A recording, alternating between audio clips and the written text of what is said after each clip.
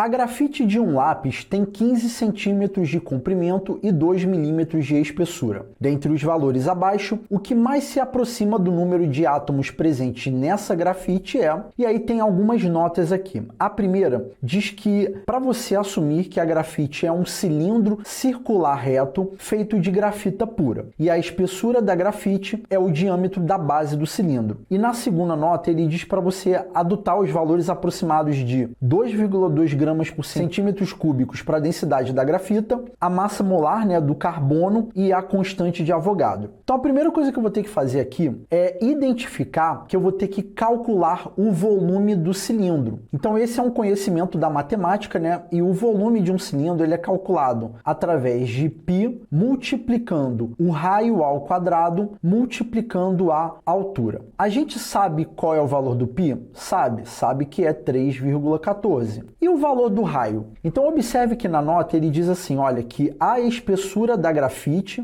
é o diâmetro da base do cilindro. Então assim, se a gente sabe o valor do diâmetro, que nesse caso é 2 milímetros de espessura, então a gente sabe que o diâmetro é igual ao raio multiplicado por 2, né? Então o que eu posso fazer para descobrir o valor do raio para aplicar aqui na fórmula? A gente vai pegar o raio e vai pegar o diâmetro e dividir por 2, ou seja, nesse caso, como temos 2 milímetros de espessura, né? Que no caso é o diâmetro da base desse cilindro, então a gente vai ter que pegar os 2 milímetros e dividir por 2. E aí a gente chegaria como resposta 1 milímetro, tá? Então esse daqui vem ser o valor do raio desse cilindro que a gente vai estar trabalhando. Só que o grande lance é que eu não posso pegar o valor de 1 milímetro e jogar diretamente aqui na fórmula. E aí a gente tem esse problema para a gente poder trabalhar, que é assim, porque a altura é de 15 centímetros e o raio vale 1 milímetro. Então o que eu vou fazer aqui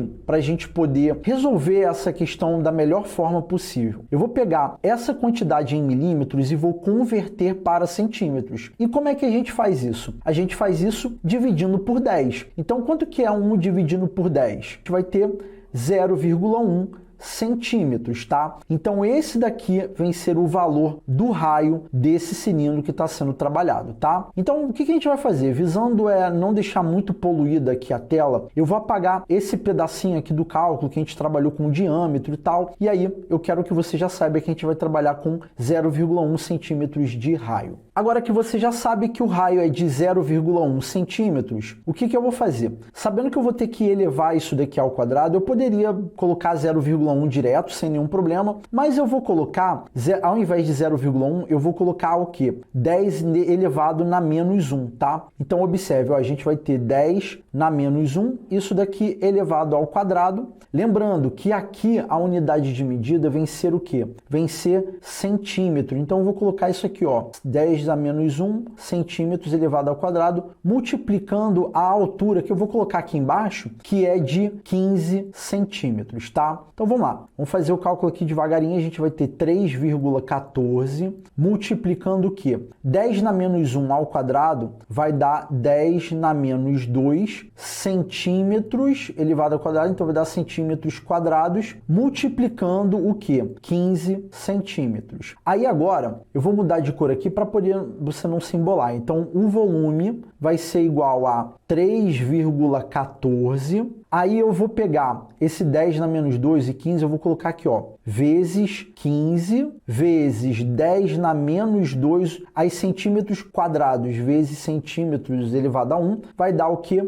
Centímetros cúbicos. Então, observe que o volume desse cilindro, ele está na unidade centímetro cúbico, que está de acordo aqui com o valor da densidade, né, que é gramas por centímetro cúbico. Então, a gente vai fazer aqui o seguinte, vamos pegar o 3,14 e multiplicar por 15, e esse valor vai dar 47,1. Eu vou repetir vezes 10 na menos 2 e centímetros cúbicos. Então, a gente acabou de descobrir qual é o valor desse volume. Agora, já que a gente tem o valor da densidade, eu sou capaz de descobrir qual é a massa de grafite que eu tenho nesse volume aqui. Então observe, ó, a densidade me diz que eu tenho 2,2 gramas de grafita a cada o quê? A cada 1 centímetro cúbico dessa grafita, tá? Como a gente está trabalhando com um volume de 47,1 vezes 10 na menos 2 centímetros cúbicos, qual é a massa de grafita que eu tenho, tá? Eu resolvi aqui por regra de 3, mas eu também poderia aplicar aquela fórmula D é igual a M sobre V, e aí eu ia substituir D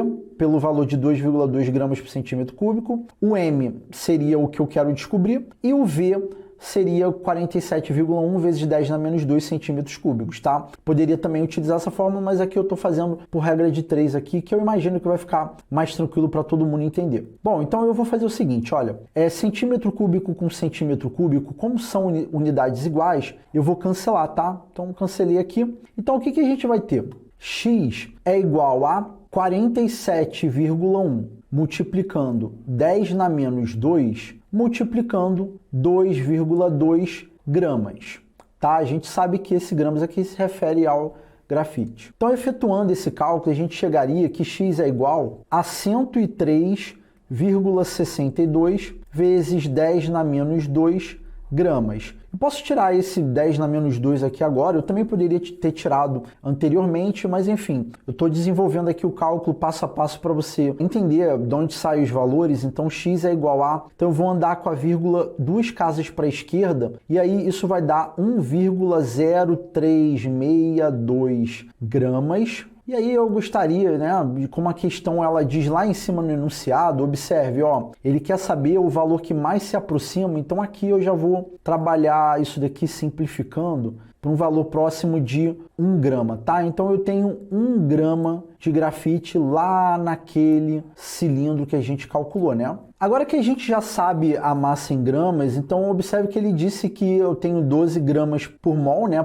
que é a massa molar do carbono. E a gente sabe que o grafite é composto por carbono, né? E ele quer saber o número de átomos presentes nesse grafite. Então a gente vai fazer o seguinte, olha, a gente sabe que a cada 12 gramas de carbono, que é o que compõe a grafite, a gente tem o quê? 1 mol de átomos de carbono, tá? E a gente sabe, com base na constante de Avogadro, que a própria questão deu aqui pra gente, que é 6 vezes 10 a 23, a gente sabe que teremos, né, em 1 mol de átomos, a gente tem 6 vezes 10 a 23 átomos. Sabendo já qual é a massa, o que eu vou fazer? Eu vou pegar esse valor de 1 grama e vou colocar aqui, ó, em 1 grama de carbono, aí eu vou passar direto aqui, tá? Então, o que você está vendo aqui agora, eu não preciso primeiro converter para mol de átomos, para depois passar para átomos, eu posso fazer aqui direto, tá? Então, o que você está vendo aqui, eu estou colocando somente por uma finalidade didática, para você entender de onde saem as coisas, tá? Então a gente teria aqui o x para calcular, né? Esse x em vermelho. E aí é uma questão de fazer aqui a regra de 3. Então, gramas de carbono com gramas de carbono a gente cancela e teremos o quê? X é igual a 6 vezes 10 a 23 átomos dividido por 12. E aí a parada toda é, quanto que é 6 dividido por 12? 6 dividido por 12 vai dar o quê? 0,5, né? Vezes 10 a 23 átomos, que andando com a vírgula uma casa para a direita, a gente vai diminuir aqui, e aí a gente vai ter 5 vezes 10 a 22 átomos, tá? E aí, vamos ver se tem alguma alternativa, a gente teria a letra C para marcar, tá bom? Então essa é a resolução da questão 55.